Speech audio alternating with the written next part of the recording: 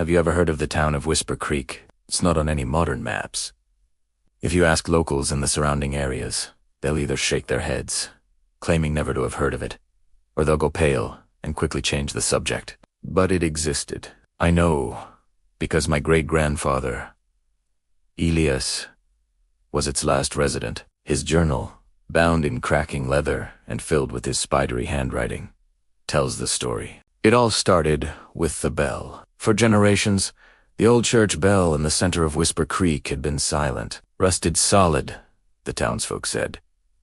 Then one starless night, it rang, not a clear, melodious chime, but a dull, discordant thud that seemed to soak into the very wood of the houses. Elias wrote that everyone in town heard it. They gathered in the square, lanterns held high, staring up at the bell tower. No one was there.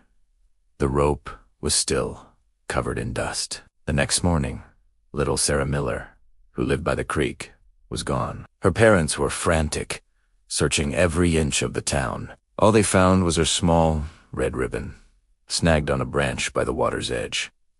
The town was gripped by fear. They assumed it was a tragic accident, a slip into the fast-moving current.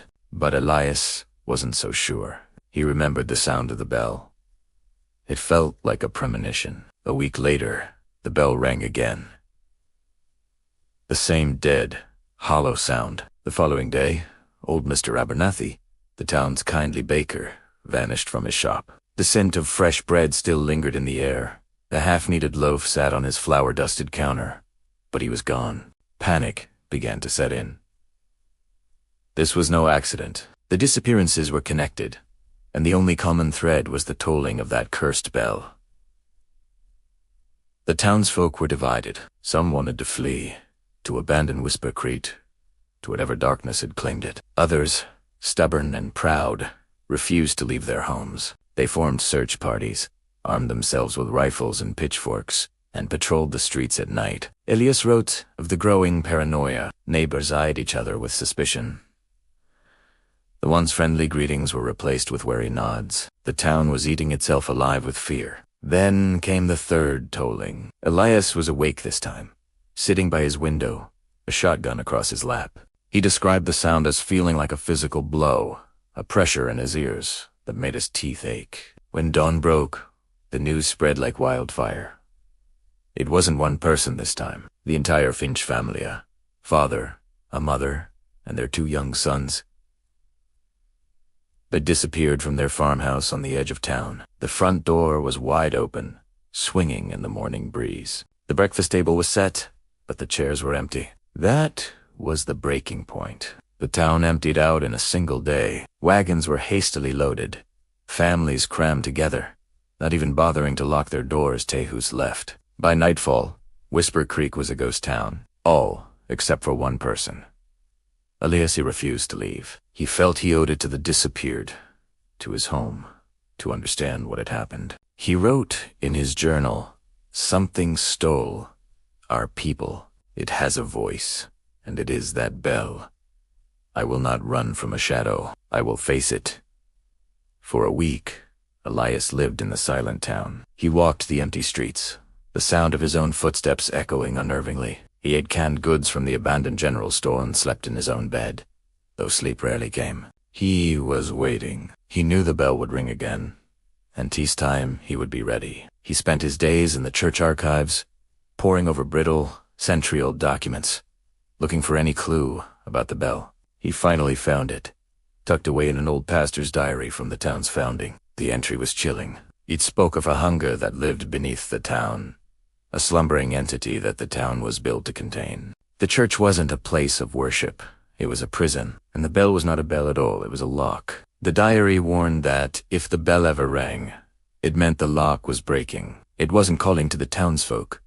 It was calling Asterisk for Asterisk them. The entity beneath was waking up, and it was feeding. That very night, the bell tolled for the 4th time, but Elias wasn't in his house. He was in the bell tower.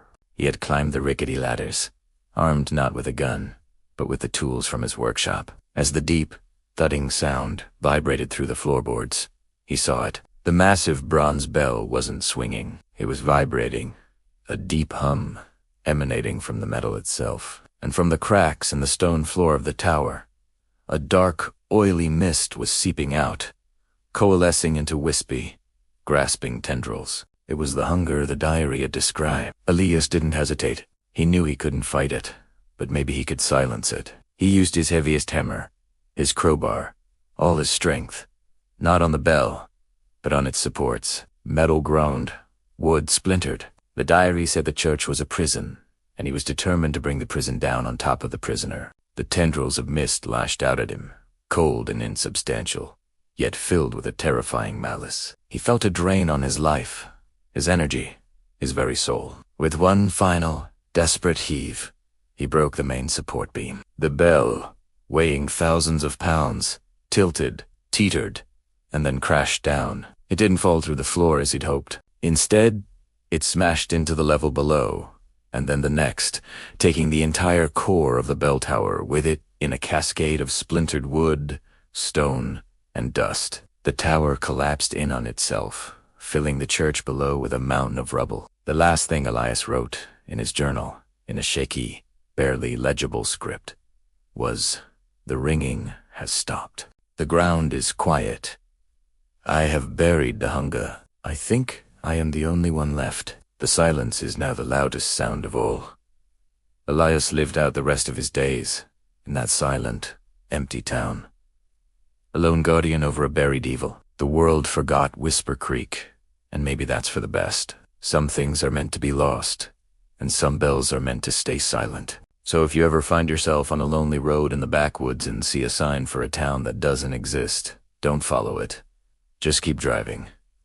Thank you for watching. If you enjoyed the story, be sure to like and subscribe for more Tales from the Shadows.